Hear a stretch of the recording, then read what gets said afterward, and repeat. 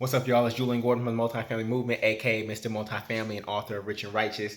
And I'm actually in the closing room again. I am actually not necessarily closing, but I'm refinancing on 3 properties that have had significant appreciation. People always ask me, Jullien, how do you keep building your real estate portfolio? And here's how.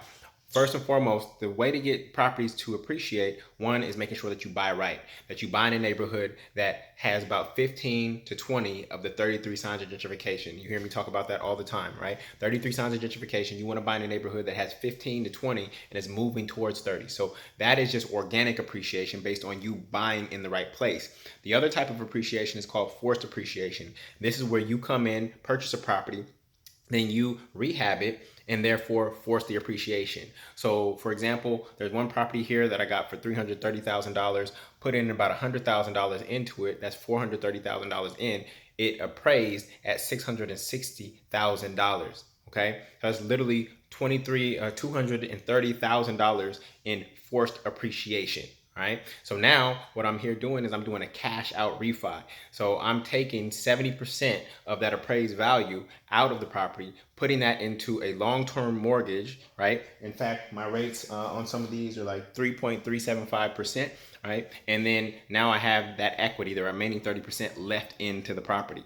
So this is how you do it. This is how I get my money back, and I continue to buy more and more real estate over time. This is the key, right?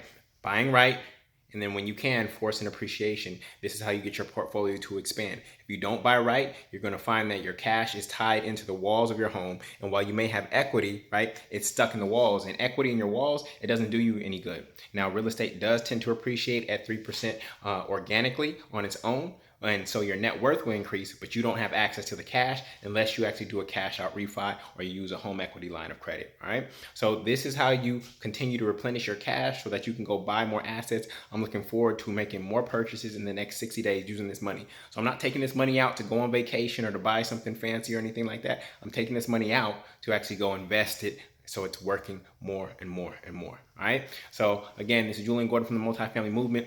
If you want to learn how to do this, go to multifamilymasterplan.com, multifamilymasterplan.com. Periodically, I do a webinar there where I'll show you how to finance, find, and finalize multifamily real estate deals just like these 3 right here. All right.